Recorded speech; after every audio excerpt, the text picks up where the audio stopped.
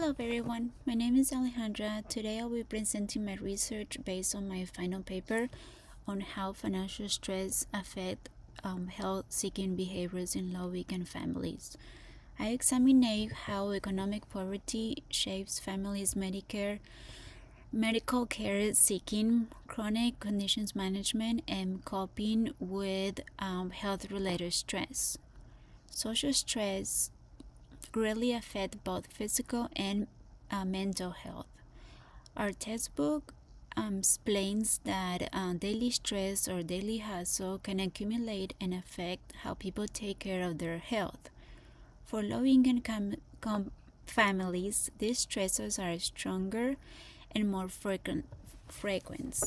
They deal with issues such as rent, food insecurity, irregular hours work, and medical bills.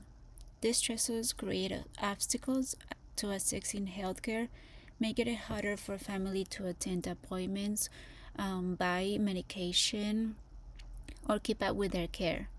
To improve health outcomes, it's important to understand these barriers. My research looks at how financial stress affects families' healthcare decisions.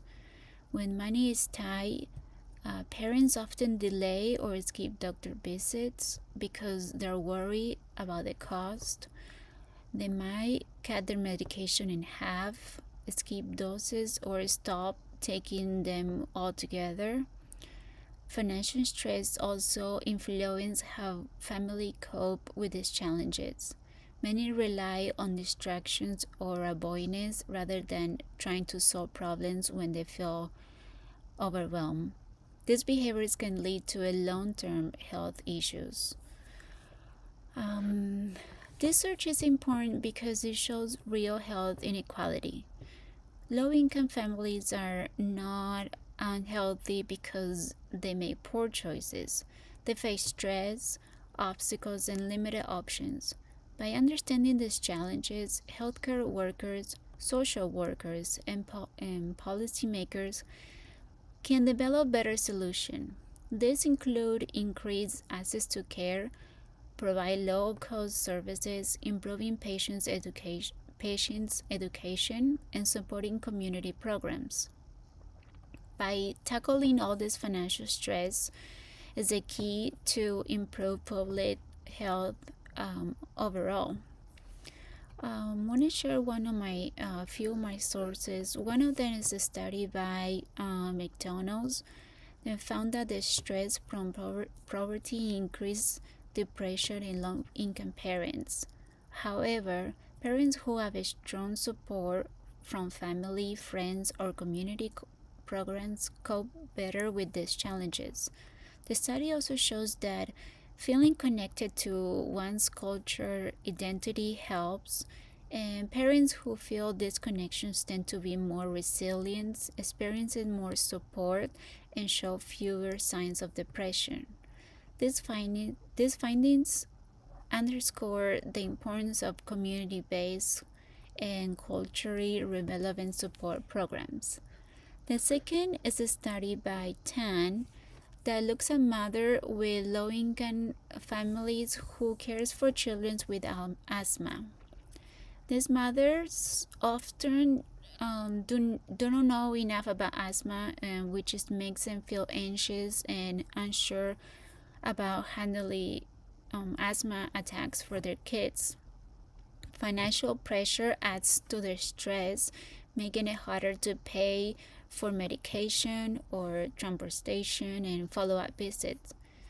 These also have a limited social support and face unequal access to medical resources.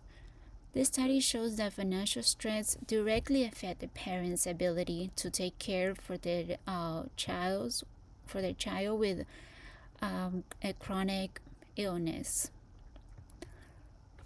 When we review these studies, we find three main points. First, financial stress makes it hard to get healthcare. Parents may delay doctors' visits or skip medications because they can't afford them. Second, emotional stress like depression, fear, or uncertainty affects health choices. Stress can lead people to avoid care or choose quick fixes instead of a long-term solutions. And third, support systems are very important.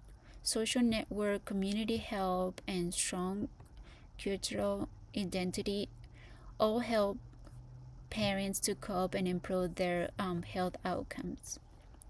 So, in conclusion, financial stress significantly affects how a family access healthcare and manage chronic illness, plus handle it daily life.